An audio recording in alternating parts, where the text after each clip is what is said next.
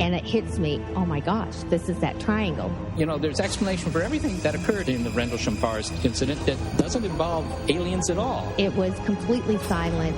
It comes right over our heads. He saw a classic flying saucer, really, standing in the clearing. He turned over to my father and held his hand, and he looked in his eyes and he said, "We're not alone." Hello and welcome to the show. I'm Martin Willis, your host, and we're coming at you live like every Wednesday at 9 p.m. Eastern Standard Time on the Dark Matter Radio Network. If you're listening live, you can join us in the chat room at podcastufo.com. I want to address last week, we had to put up a pre-recorded show. We had a bunch of technical difficulties, and Whitley Strieber was on the line. He said he could only be on for a half hour anyway, so it all kind of worked out, but I'm not sure if Whitley will be back with us or not. So tonight we have another great guest. We have Bruce Maccabee, and he's going to be talking about his new book, The FBI-CIA-UFO Connection, The Hidden UFO Activities of the USA Intelligence Agencies. Interesting topic. And for right now, though, we have back with us Alejandro Rojas, and he's going to discuss the UFO news. How you doing, Alejandro? Hello, doing good. How are you? Great. Good to be back. So what's going on with the UFO news this week? Yeah, so we got some stuff to catch up on, and this is a real big one that's gone on in the last few weeks. This is something that John Greenwald of theblackvault.com did. Hopefully, you've probably had him on the show. If not, you should, because he, of course, holds this database of probably the most files recovered via FOIA, the Freedom of Information Act. And there's a big deal around NSA UFO documents. And he essentially tried to get more information on them recently, and they said they lost them all. And this is a big deal, because what happened is, in the late 70s, a group called Citizens Against UFO Secrecy petitioned to get, they used FOIA to get a bunch of UFO files from different government agencies, one of them being the NSA. NSA said no. They sued them. So the head of this group was Peter Gersten, who's a lawyer. He sued the NSA. The NSA said, well, here, they wrote a 20-page document to the judge saying, here's why we don't want to release UFO documents. The judge then said, you know what, we agree with you that it's too much of a danger to the national security to release these, so we're going to keep them secret. That 21-page document then was also classified. Soon after this happened, no, it did get declassified, but it was heavily redacted, all blacked out. And Stanton Friedman uses this a lot when he goes and he does lectures and he shows a page of all that where you can only see a sentence or two, and everything else is blacked out with marker. And everybody always, gets a big kick out of that. And it demonstrates very well that there is government secrecy around this stuff. Well, what this document justified to the judge was that we don't need to release these 156 communication documents that refer to UFOs. And the NSA, not that they investigated UFOs, but they collect communications between foreign governments, and that's what these were. Finally, years later in the 90s, when it became more difficult to keep documents that were over 25 years old classified, they released these 156 documents. However, these two were heavily, heavily redacted. But they got a little smarter. They must have seen Stanton Friedman's talks. And instead of just blacking out, they also whited out most of it. So it doesn't look as interesting on television. It doesn't make as bold of a statement when everything's back. Instead, it's all whited out. And that's the state these documents have been in. So what John Greenwald did was try to get more of that information unredacted. And this is similar to what the group did with the CIA documents when they got Area 51 unredacted recently, about a year ago. So we all know Area 51's there, and it's official. They told him that, well, here's the Yates affidavit. Here's the document to the judge, that 21-page document, more unredacted. However, we lost those 156 UFO documents, which is very tragic because they look like some incredible cases that the NSA had plugged into. And, of course, many people are questioning, did they really lose these documents? Right. I mean, there's a website the NSA has for UFO files. These are obviously very important to the public, and the public has been asking about these documents for years, and they didn't hold on to them or keep them safe, and they lost them. So I think this story is a big deal. I think so, too. And, come on. They didn't lose them. I can't believe that could possibly happen. And by the way, John Greenwald will be on the show at some point. He and I have been communicating for quite a while. He's a very busy life, new baby and all that stuff, as he says. But hopefully we'll have him on. That is really an amazing story that they actually admit that they lost these. And, yeah, you're right. You look at those papers, and there's like one sentence every paragraph, possibly. It's really ridiculous. If that, it is really ridiculous. You can't make anything out.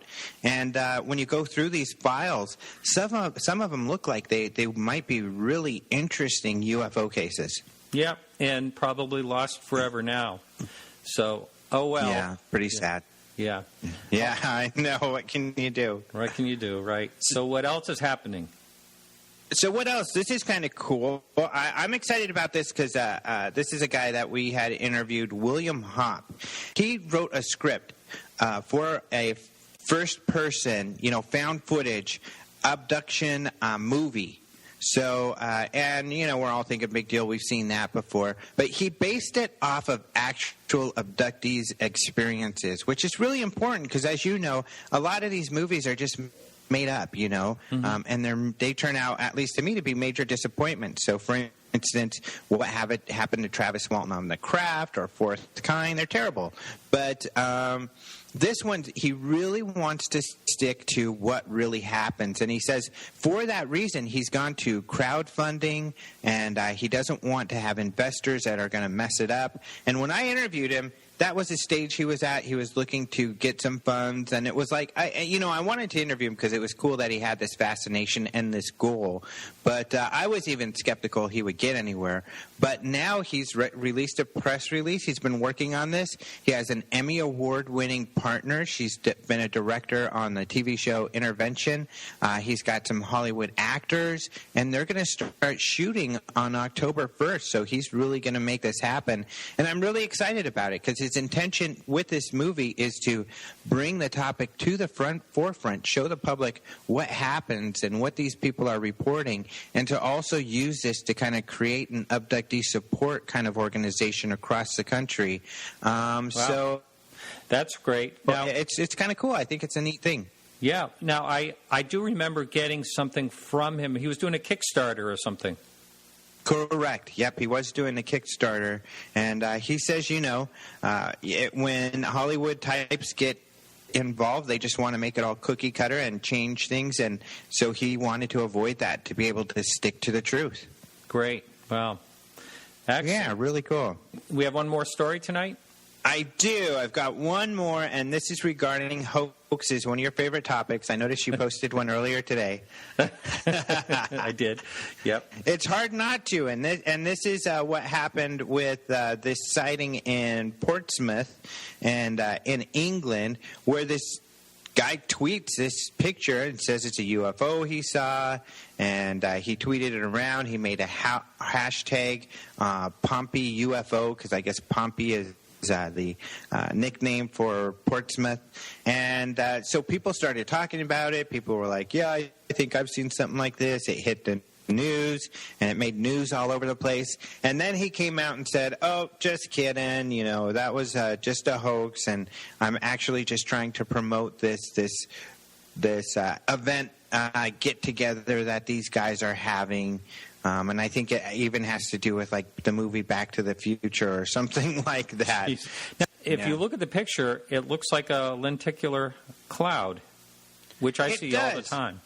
Lenticular clouds are typically created over mountains. Well, I guess that's where they are created. And so this one is kind of out in the middle of nowhere, which is a little stranger than usual. But it is like, it looks like a little cloud that's very interesting shaped. It's shaped like a disc. And maybe he took that and just decided to run with it because he knew people would think it was cool. But, actually, it looks like... I forgot now that I'm looking at the story. He shows the original picture where the cloudy UFO thing's not in it. So he photoshopped that in there.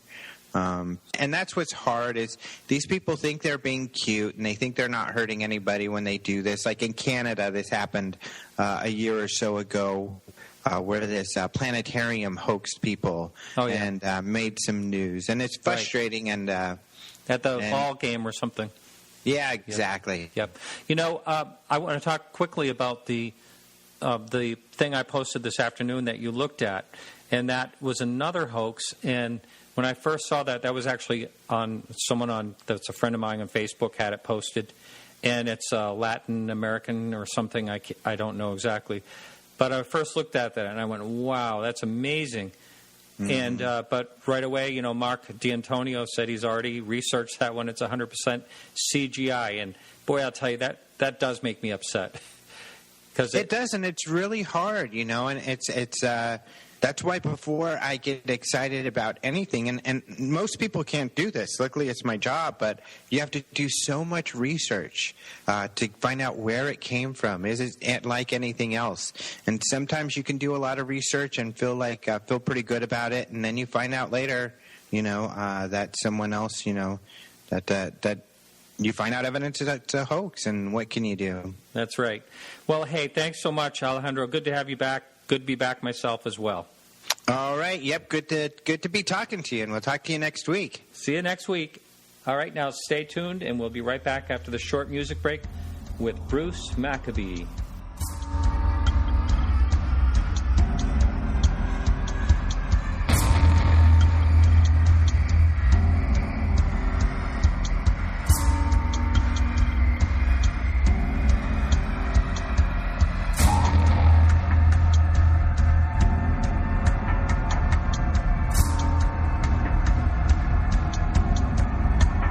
Dr. Bruce Maccabee, how are you? I am fine, thank you. Thank you so much for joining the show. This is the second time you've been on, and we're going to be talking about your new book. And if you would, can you just go into the title and a little quick synopsis of that? This book is called The FBI-CIA-UFO Connection. It's in 3 parts. One is the FBI section, the Real X-Files. The second part is what the CIA was doing in the early years. And the third part recounts my own direct experiences with the CIA. Unlike most people in the field of ufology who suspect the CIA may be doing something, I was able to actually, because they penetrate the secrecy by virtue of a sort of an accidental situation regarding my Navy work. I used to work for the U.S. Navy doing physics research, and as a result of that, I did some research on a topic called laser-generated underwater sound, LGUS. And it turned out that there was a CIA guy who was interested in the same subject. Not only that, but he happened to be the holder of the weird desk at the CIA. So I can get more into that in depth. But that sort of summarizes the substance of the book, topically speaking. The first part of the book is almost a linear history of the subject in the early days. I've often felt if we knew what happened during the first 5 years of this subject, we'd know 90% of the whatever is going on, why it's going on, and so on. But the only thing that is really different from the early 50s was the onset of abduction stuff, primarily in the 1970s. There have been some abduction reports earlier than the 1970s, but that's when they began to become numerous abduction stories. You already mentioned one of Travis Walton in 1975. Mm-hmm. And then when Bud Hopkins' book came out, Missing Time, in 1980, that was sort of a paradigm shift right there. There was suddenly a theory for why these things were happening. Anyway, the third part of my book has to do with CIA interest in UFOs. They had been interested in the early 50s, along with the FBI.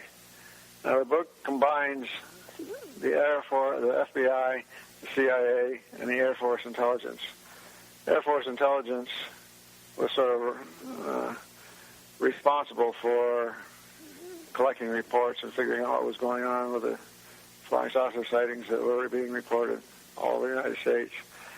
And they brought in the FBI in July of 1947 to help investigate witnesses. This whole subject sort of started in June 24th, 1947 with Kenneth Arnold's sighting.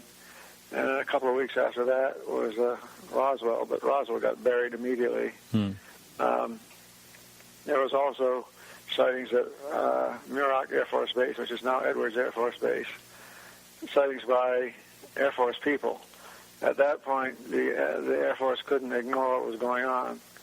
And on the 10th of July, a general in charge of intelligence collection, General George A. Shulgin, contacted the FBI and asked for help in investigating. Shulgin promised the FBI full cooperation with the Air Force, and there was exchanging information. And he said that the Air Force had interviewed a pilot who had seen one of these things, along with a psychologist, and under intense interviewing, the guy stuck to his story. And so they were thinking that they're investigating the possibility there was some new natural phenomenon or somebody was actually flying solid craft around, and that would be the Soviets. So they brought in the FBI ostensibly to check on individual witnesses and see if any of them were Soviet sympathizers.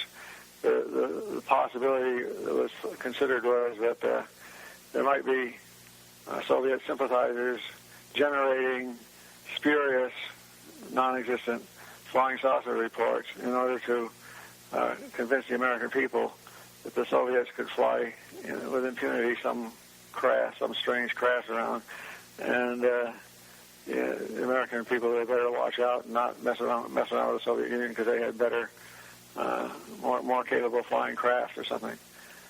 Well, the FBI did, in fact, investigate some witnesses. When the TV show X-Files came out, everybody thought that was a big joke. But there was, in fact, a file named Security Matter-X in the FBI. And that's where sort of the FBI acted like a black hole, storing it continuously.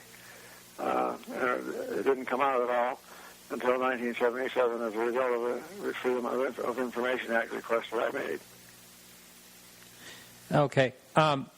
We seem to be having a little bit of difficulty with the connection here.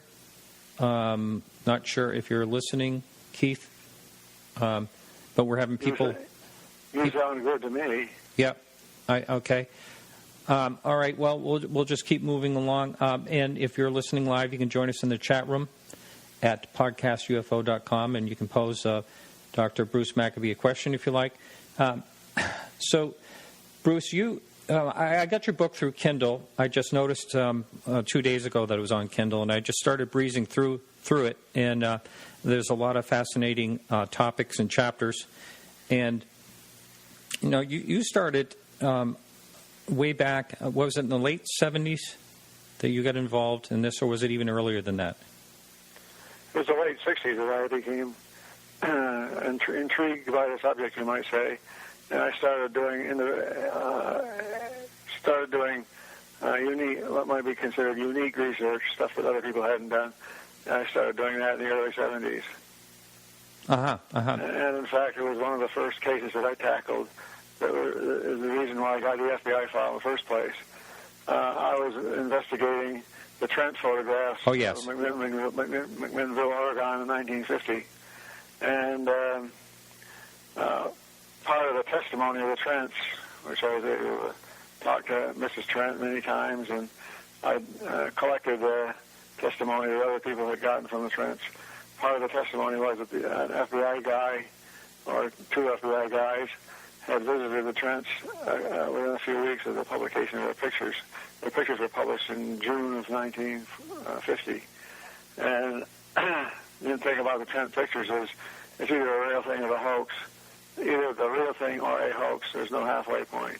The images are so large, and they appear in the front of the book because I was told that the FBI had interviewed Mr. Trent, and I was doing an investigation of the whole case. And sometime in 1976, or the fall of 1976, I decided to see if I could get anything out of the FBI with regard to the Trent case. Basically, I wanted to know if they had, in fact, interviewed him. And so I wrote a letter to the FBI under the then relatively new Freedom of Information and Privacy Act, FOIPA, often abbreviated just Freedom of Information Act. Anyway, I wrote to the FBI saying, could you tell me if you have anything on Trent? And, oh, by the way, sort of a second thought, by the way, if you have anything else on UFOs, please let me know. I didn't expect to get anything on UFOs because the only previous mention of the FBI being not involved, really, was by Captain Edward J. Ruppel, who had written the report on unidentified flying objects. He wrote that one in 1954-55. He said the FBI had never been involved, so I didn't expect to get anything. About 8 months later, in May, I think it was, of 1977, while I'm sitting at my desk working, I got a phone call from a very surprised FBI agent who said not only are there some documents, there's about 1,600 pages of stuff here in the FBI file. And so he sent me a bunch of documents, and he said, oh, by the way, I'm not supposed to say anything, but I'll tell you anyway, we don't have any file on Trent. So I got my Trent answer, and I got a lot more to boot, the hundreds of pages of FBI stuff. And it turned out that the FBI acted like almost like a spy on the Air Force. The FBI collected information, which the Air Force gave to the FBI, and stored it at headquarters, and had all that stuff ready. It was what was released in 1977 to me, and some of that was very important, indicating that some stuff that you find in the FBI file that you don't find in the Air Force's file called Project Blue Book. I have to understand, the blue, when I refer to the Blue Book file, I talk about what's on a microfilm record, or what used to be a microfilm record is now on the Internet. It contained the files of a project called SIGN, which was the first known project of the Air Force. I say known because there probably were projects that were unknown and still are. So the first known project was called SIGN, the second known project was called Grudge, the third is called Project Blue Book, and all these, the Blue Book file collects all these other things together. It also adds in files of the Air Force Office of Special Investigations, which did a lot of the actual case investigation. Well, the FBI file, a part that's of most interest, shows what the Air Force was doing in the first 5 years. And the thing you get from the FBI file you don't get anywhere else is statements that say top Air Force officials were seriously considering interplanetary as an explanation for the flying saucer reports. And you don't hear the Air Force ever saying that publicly or publishing anything that would imply that they were even considered the interplanetary explanation. Mm-hmm. Now, you wrote a book back in 2000 or something like that was similar to this, right? Yes, it was the big difference between that book and this one. There's two big differences. One is I actually am able to publish documents. The Llewellyn Publishing Company wouldn't let me publish any of the documents that I was talking about. Well, they let me publish two, but I got a whole bunch of them in this. You can scan through your ebook version and find copies of documents that I refer to. And so what you have there is improved and rewritten, expanded version of what I had 14 years ago. Mm-hmm. But also, I've never published my direct interactions with the CIA. That's in the third section of this book, and that's totally new. Yeah, we have some questions coming up on the message board, and the first one right off the bat is kind of a sounds like kind of a controversial question.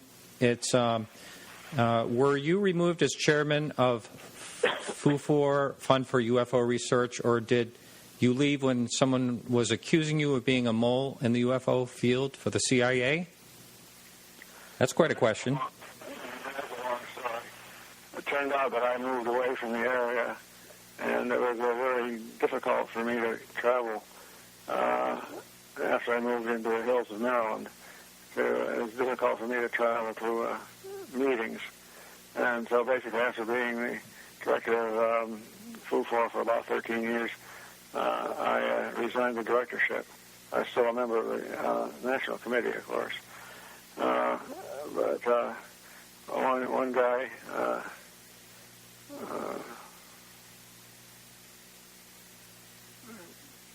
can't think of his last name, Todd Zeckel, was angry that the fund didn't support his research, and he decided to, for some reason, decided to get back at me and the fund by claiming that I was a CIA mole,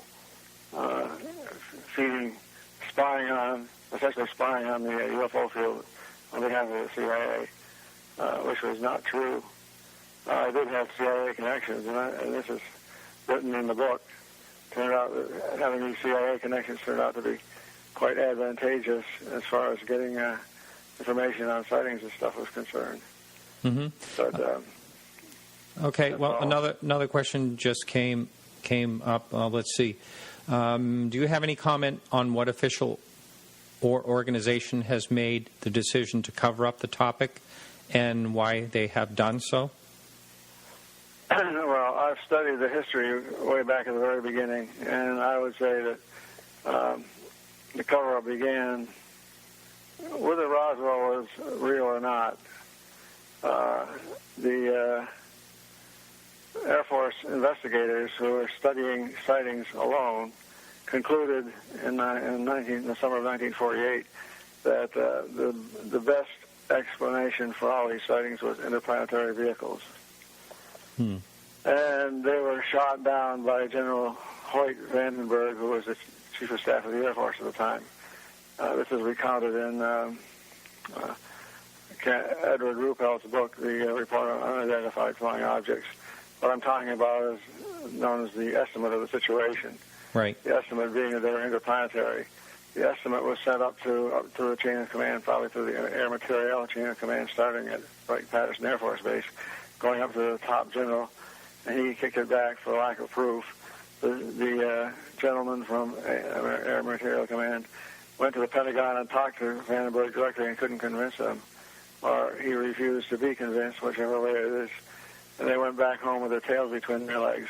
Now, they had spent a year studying over 100 UFO sightings, flying saucer sightings, and using the best logic they could. I mean, they arrived at a logical conclusion. These weren't craft made by the United States. They weren't craft made by the Soviet Union. They weren't natural phenomena. They weren't misidentifications, hoaxes, or delusions. They were a subset of the total number of collection, which absolutely could not be explained. And the only, in a conventional manner, the only explanation that made any sense was they were craft made by somebody else from somewhere else. And that was the logical conclusion. Well, Vandenberg, in effect, told them, sorry, wrong answer.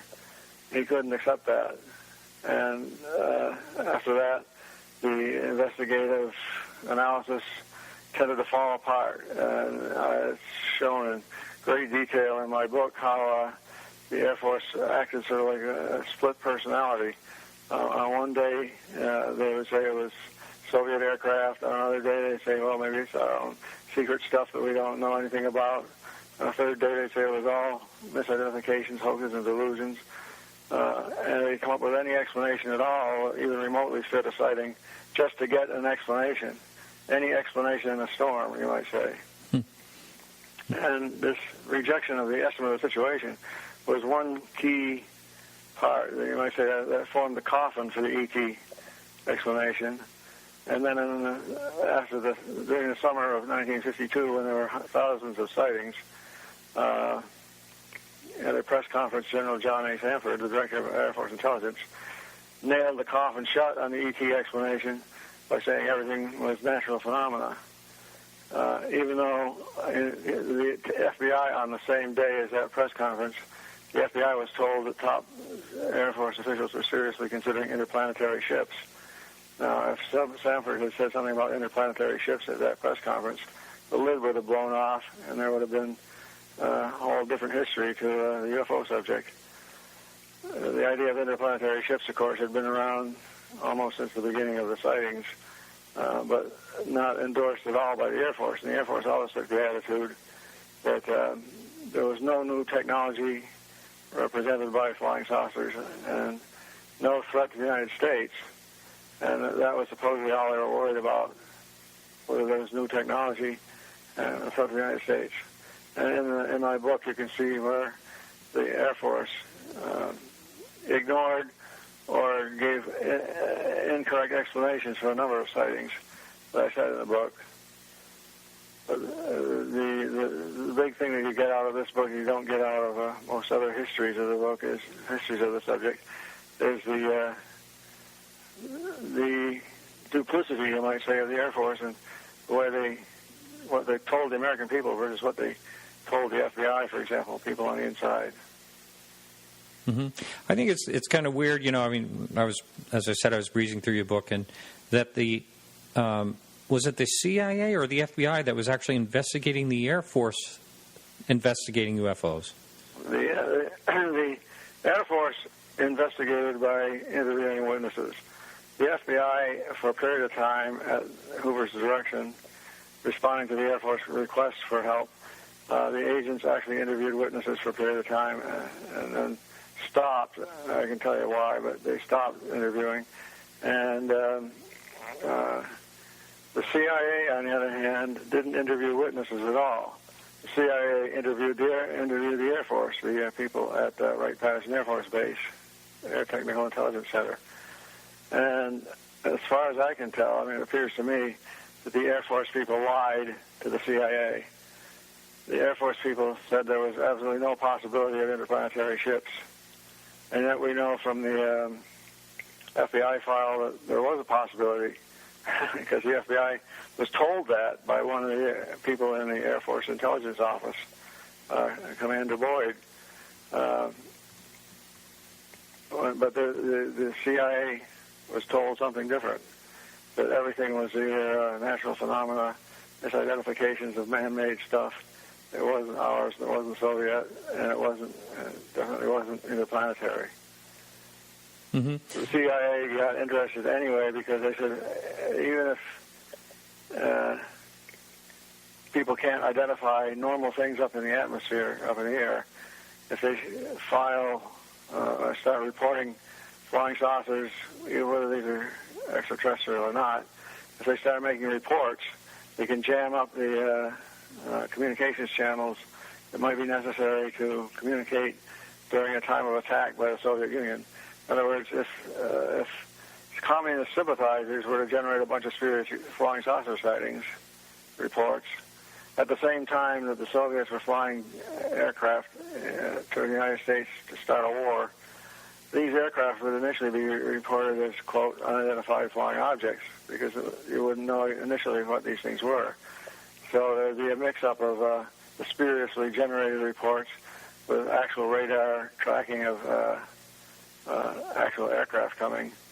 And that would be detrimental to our own defensive capability if you couldn't tell the difference between a spurious flying saucer report and a report of a Soviet fighter jet or bomber.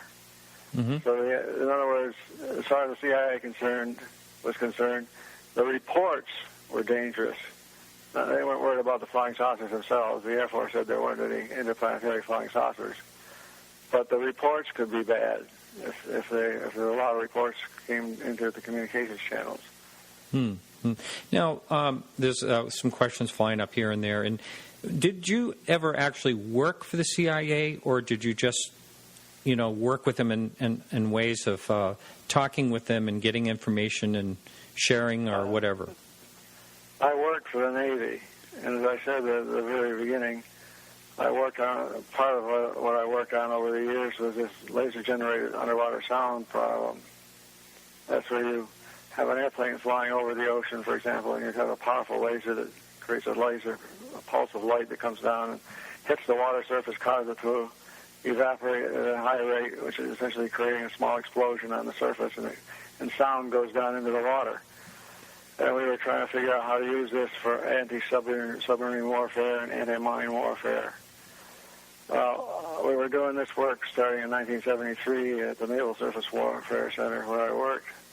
And in 1984, a CIA guy called me up and wanted to know what we were doing because he had been tracking Soviet research on generation of underwater sound by lasers. And he found there was a lot of Soviet papers on the subject, and only a lot of open literature Soviet papers on the subject, and only a couple in what we used to call a free world. So he wondered if we were behind the Soviets in developing this potentially useful technology. And he found out that I and a couple other guys at this laboratory were the only people in the United States who were working on the subject. So he called me up one day and wanted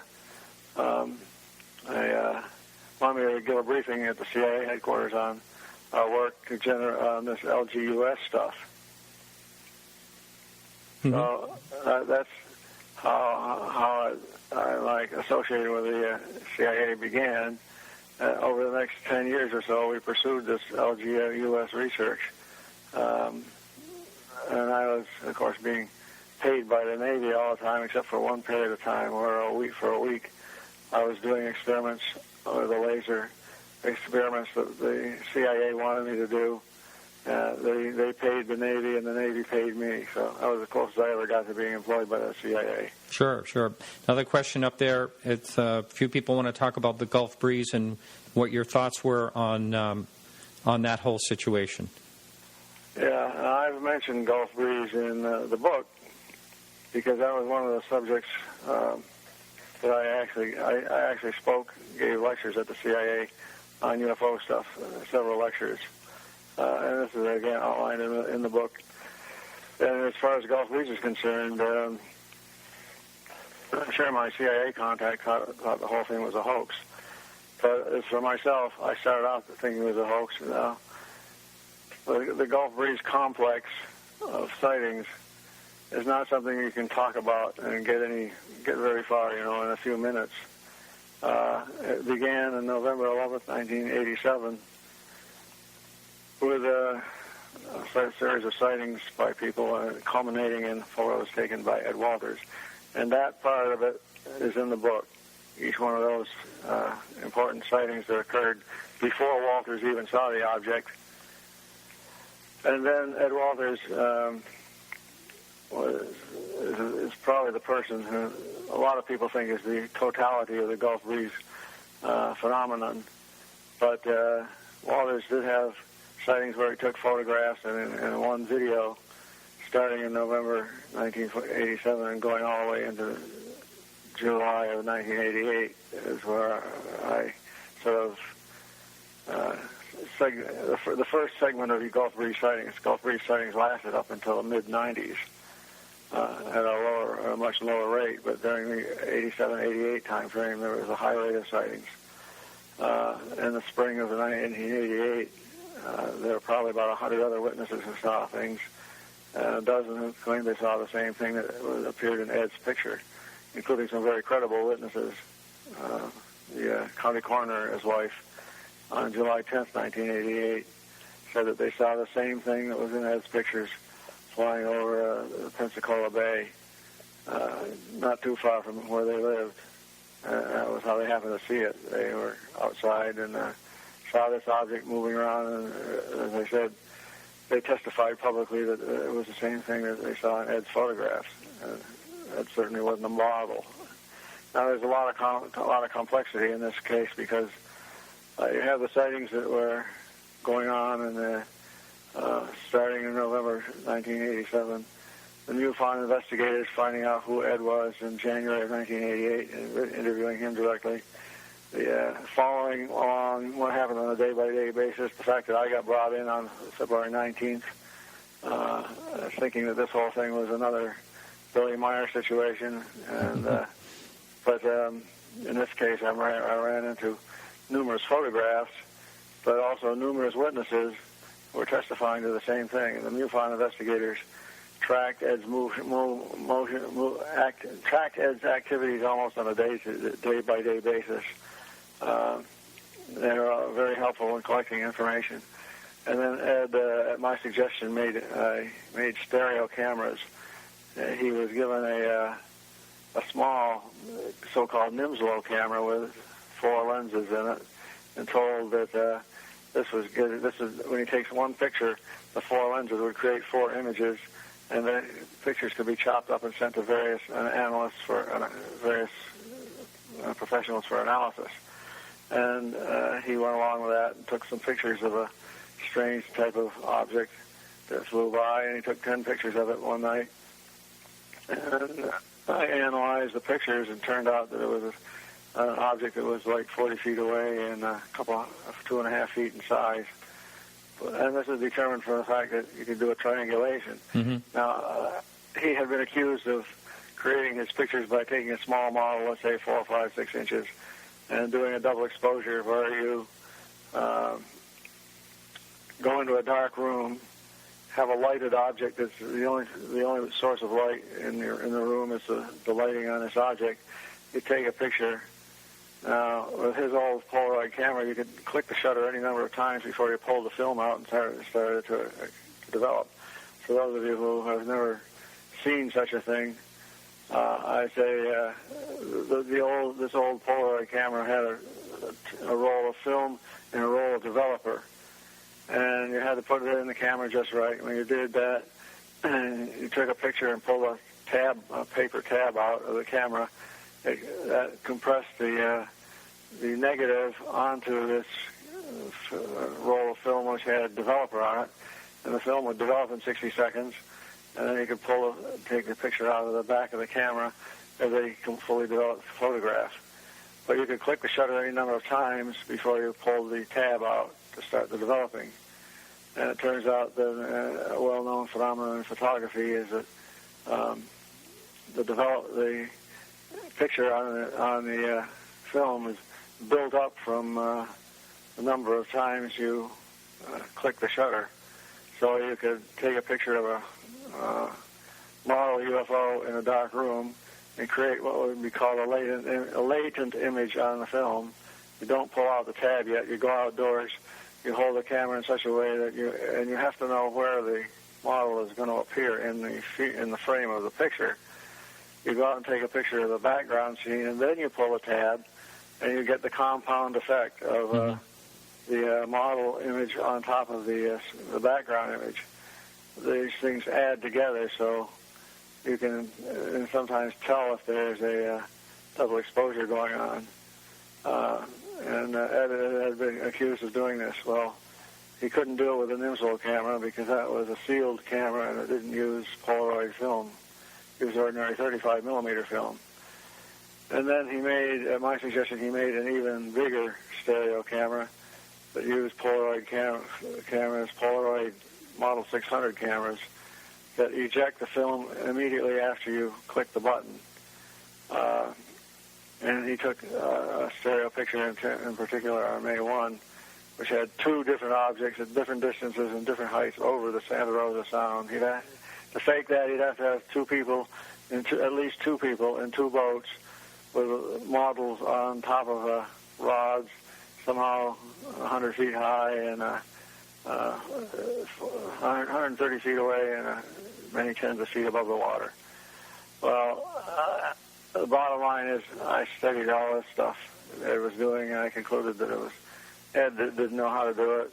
No, and the stereo photos, you couldn't even read it in a book about how to create stereo photos like he did by taking pictures.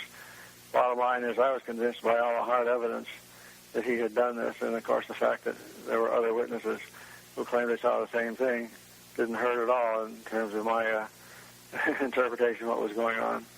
Mm-hmm. sightings continued all the way through 1989 and 90, and then in 90 we started getting these so-called red bubba sightings, which was another wrinkle on the Gulf breeze phenomenon, which they're coming so often that news organizations would go there and very often have their own sightings. And Ed had sporadic sightings in the years up through 1997. We wrote a book called UFOs Are Real, Here's the Proof, which is a paperback book and outlines virtually everything that happened after the first burst of sightings. Mm-hmm. There's some questions up on that. Now, I know that I read, a bit about that particular, the Gulf breeze in general, and, a lot of people were claiming that that Ed's pictures were hoaxed. There's some neighborhood kids that claim they helped him do some hoaxing, and there's, of course, the model they found under the insulation in the attic and all that. And there's a lot that makes Ed's pictures questionable, but you still think they're authentic. Yep. Mm-hmm. Now, I might point out that I really have two Gulf breeze sightings in the book, or more than two sightings. But there's, I think, 6 sightings on November 11th, 1987.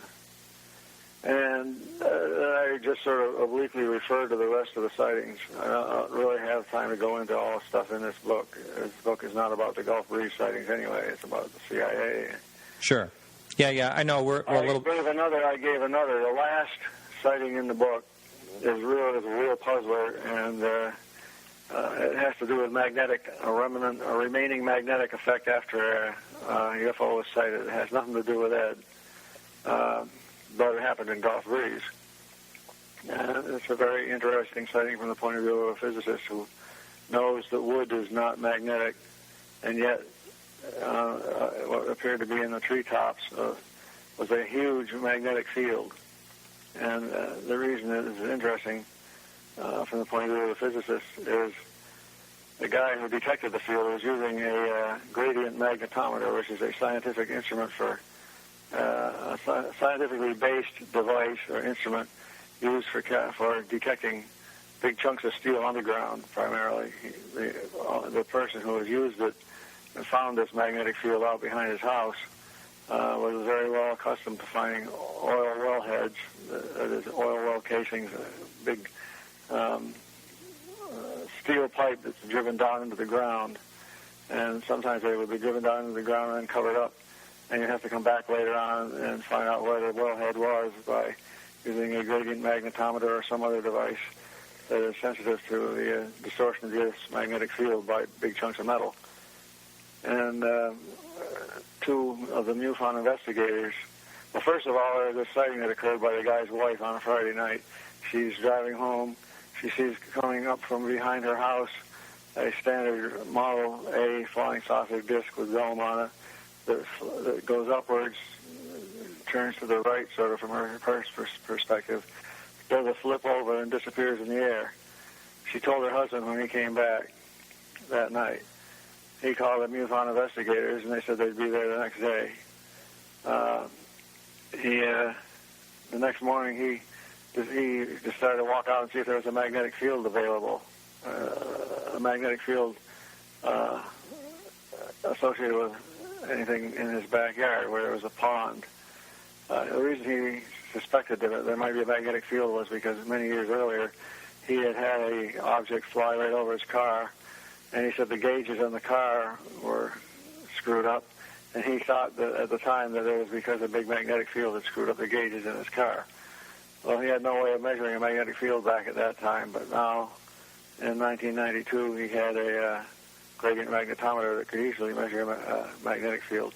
He started walking around his backyard. He walked around this pond, and sure enough, detected a region where there was a big magnetic field. Problem: there was nothing there that was iron. No, there was no possibility of a magnetic field from the conventional physics point of view, and yet his instrument showed it. And when the MUFON investigators got there in the afternoon, they videotaped him waving his wand around as he walked around the pond looking for sources of magnetic field.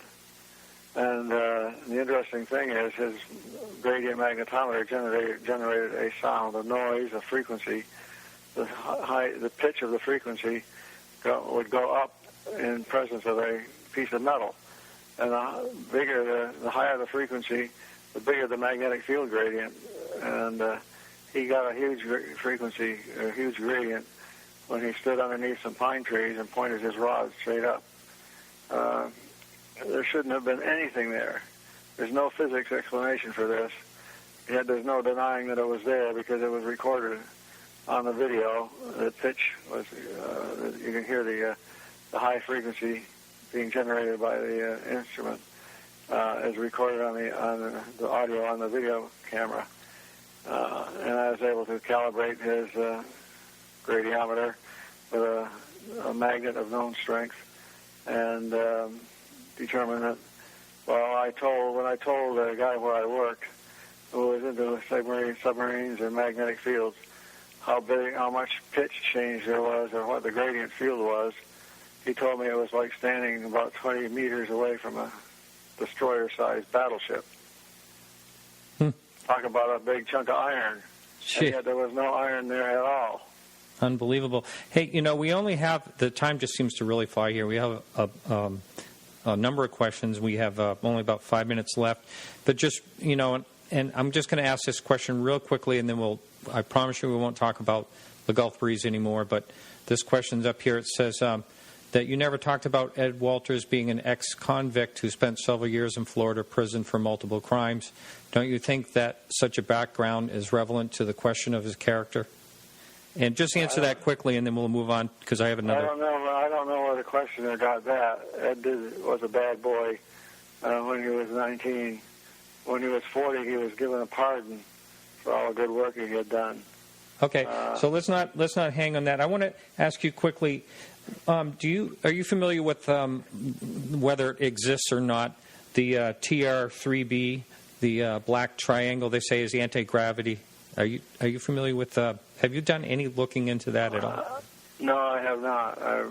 I know people making claims about it, but I haven't not investigated it myself. Yeah. Okay. And let's see. I just wanted to get back. Let's see to other questions. Boy, we had a number of people in the chat room. The question that comes to mind is, you always hear, and there's plenty of evidence out there, in my opinion, that the government, or at least some part of the government, is covering up certain things like Roswell and all that. Do you have in mind that there's some, almost like MJ-12, I don't want to get into that because I'm not really sure what I think about that, but do you think there is some type of MJ-12 where there's people from each three-letter acronym that are involved in some type of cover-up, or do you have any thoughts on that? Well, first of all, let me say that I make the argument for a cover-up without using any MJ-12 or Roswell and whatever. If you take Roswell and MJ-12 and so on away, you still can show that there was a cover-up based on the available, undisputedly real, verifiable documents. That's my argument in the book. Mm-hmm. And it's not something you can summarize just in a few sentences. You got to read how things developed over several years from 1947 until 1952. Right. Do I believe there's a secret group? Yeah, I think there is. And it's not semi-overtly available, as I found out from investigating the CIA.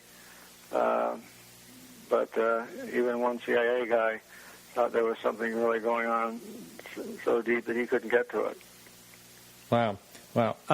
Just if you can say this in less than a minute, what is the most compelling picture? Is it the McMinnville that you've researched?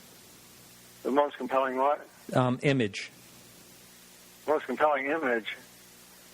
Well, I guess the Trent case, there's no doubt, as I said, in the Trent case, it's either a real thing or a hoax. And I certainly investigated that. some of the images in the New Zealand film from December of 1978 are impossible to explain on conventional means. More recently, in the copper mine in Chile, Coahuasi or something like that, that Lefty Kane has written about recently, shows something that was up in the sky that the miners took photographs of, and that looks very interesting, somewhat like the Trindade photo. Now, Bruce, can you quickly say the title of your book, and you can find it right on Amazon? You can find it on Amazon. You can find it at richarddolanpress.com. The title is The FBI-CIA-UFO Connection. Very good. Thanks so much. I really appreciate it, and we'll have to have you on again sometime. Let me just say my website. Oh, yes, www.brumac, BRUMAC.8K, number 8, letter K.com. Brumac.8K.com. Or just do a Google search on my name. Very good. Okay, thank you, Bruce. Well, that's it for our show today. If you missed any part of the show, you can catch it as a podcast and a whole bunch of other free podcasts on our website, podcastufo.com. Our guest next week will be Brazilian UFO investigator A.J. Grivard. And I want to thank everyone for helping out today. Of course, Bruce Maccabee, Keith Rowland for the producer of the Dark Matter Radio Network, Alejandro Rojas for the latest news, Carrie Lloyd at White House for our music, Peggy Shunning for managing our Facebook page. Remember to like us on Facebook for all the latest UFO news. You can check us out next week right here live on the Dark Matter Radio Network and every Wednesday at 9 p.m. Eastern Standard Time. And hope to see you in the chat room. Thank you for joining us tonight. And remember, keep your eyes to the sky.